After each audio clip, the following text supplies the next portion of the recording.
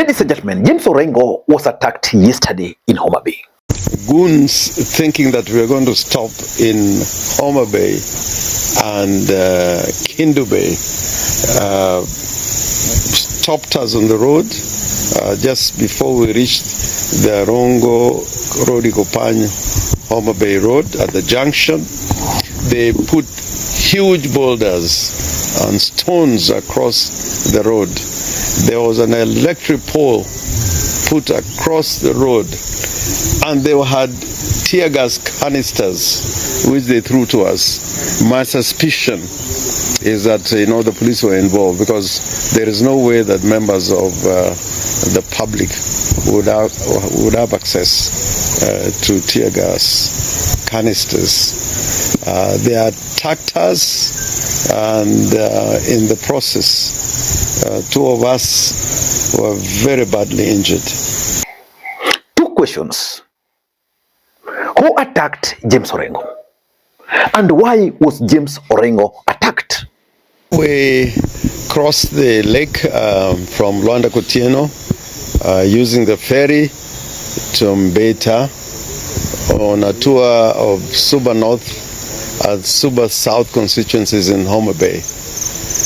We had very successful trips in Suba South and Suba North. When we got to Mbeta, unfortunately there were some goons who were sent there to try and stop us from getting into the town. The members of the public dealt with them, and we were able to go into the town, Mbeta, and then Rusinga. We crossed the bridge to Rusinga. We had a very, very good meeting with the people in Rusinga. We came back to Mbeta. We had a very, very good meeting with people in Mbeta. Turnout was very large. I was very happy, particularly when you see women, particularly market women, turning up, leaving their wares and their boggers in the market to come and listen to. In this video, I want us to analyze the attack on James Orengo, because personally, I've observed that a new trend is emerging in Nyanza, and that trend must be stopped immediately. Political goonship. James Orengo is a veteran in Kenyan politics. You can't talk about democracy in the Republic of Kenya without James Bob Agde Orengo. And therefore, it's unfortunate that a man in the level of James Orengo, even if you disagree with him, can be attacked. Wadwaro ni waparne gi ODM machon ma ODM mar baba donge manoso ni vijana musilale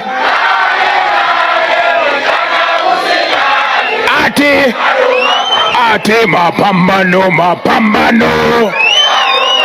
ati Orengo. James Orengo embarked on a series of political activities in Nyanza. James Orengo embarked on a series of political activities in Homabay. Some were very successful, some were not very successful. But the attacks were very unfortunate.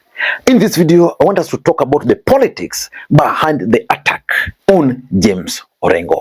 Before I do that, in case you're watching this channel for the first time, please take a second or two, click the subscribe button so that next time we produce a video like this, YouTube will automatically notify you. Ladies and gentlemen, who attacked James Orengo?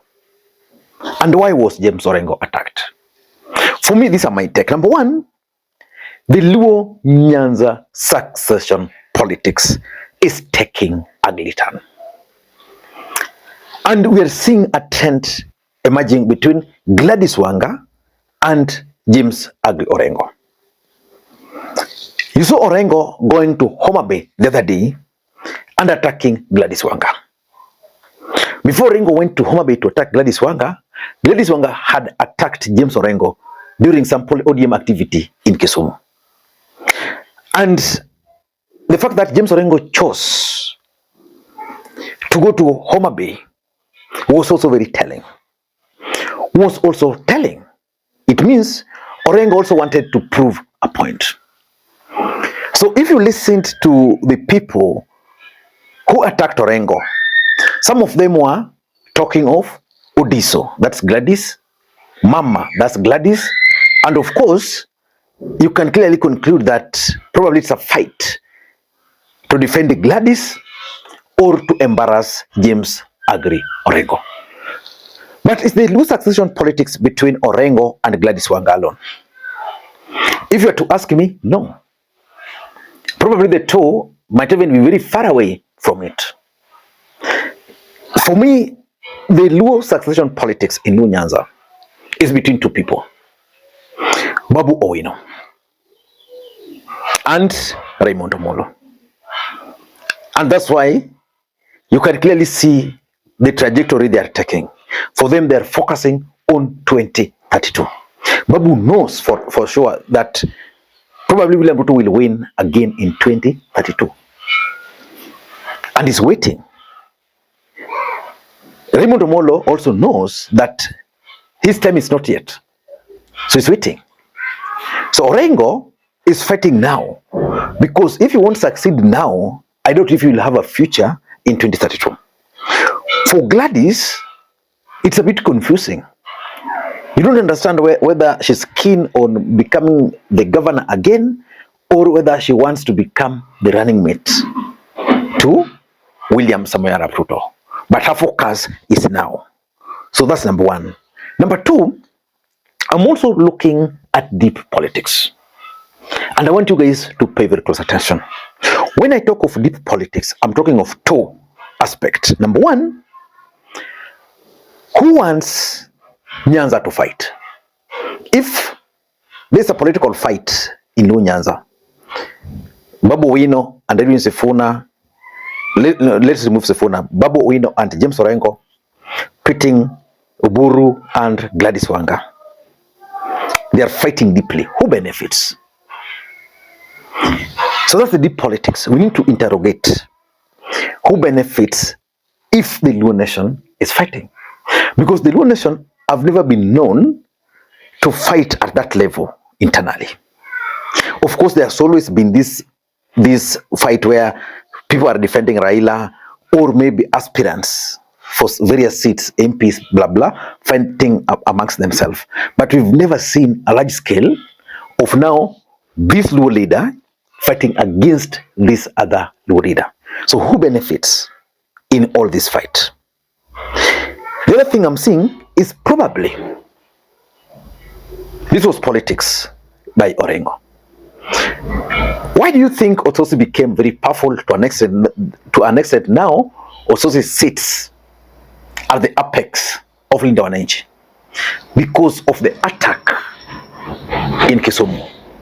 Could it be possible that another attack was engineered in Homabay against James Orengo to elevate James Orengo to another level? Because remember, tomorrow they're in Machakos. Is it possible that someone wanted Orengo to be really attacked for that sympathy and for him to be elevated? So I'm looking at that deep politics. Number three is the politics of ego. You see, James Orengo is the governor for Siaya. Gladys is the governor for Homabay. Gladys Wanga is moving around Kisumu. He held several activities in Kisumu. Kisumu is the center of Nyanza politics. While in Kisumu, Gladys Wanga attacked Orengo. Then Orengo said, okay, you attacked me in Kisumu. I'm coming to your county. Orengo went and attacked Gladys in Homabay. That went, I think that must have been 2 weeks ago. Again, Gladys Wanga is holding another event in Kisumu. Before that event, Orengo is on him again, taking the war directly to Gladys Wanga in Homabay. Probably Gladys Wanga and his allies said, we are not going to allow this. We are going to stop your rally. And that's what they did. So I'm seeing the politics of ego. And will this politics of ego benefit the country? Let's leave the country out of it. will this politics of ego help the Luo nation? I don't think so. I don't think so. Because if the Luo nation is integrated, even when they go for negotiations, they'll begin from a weak point. The other camp will negotiate from a weak point. This other camp will also negotiate from a weak point. Number 4, I think it's also about these people trying to flex their muscles. But just like I said, the politics of goonship is emerging in Nyanza. And sometimes these goons will go for their sponsors because they will be unable to contain them. So for me, this emergence of goonship to flex political muscle is not the right way to go. That's why sometimes I like the politics Ochilo and Nyamita are playing in Migori. Initially, they were fighting. These two could not meet in functions. So I think they fought to an extent now that people even feared attending their political activities. So what did they do? They then decided, now let us meet, tuongee kisiasa. Uchila anasema yake, Nyamita anasema yake. Nyamita anasema yake, Uchila anasema yake. Up to today, there's no enjoyable politics in Nyanza than the politics of Migori. So that should be the direction these guys are taking. But importantly, I also see some kind of politics of provocation. These guys are provoking each other. I don't know to what extent, but let us wait to see how these things are going to unfold. Because ODM will hold a major political rally tomorrow. I'm coming with that analysis. And of course, Linda Wananchi are also going to storm Machakos. Until next time, this is Makwiny. Bye-bye.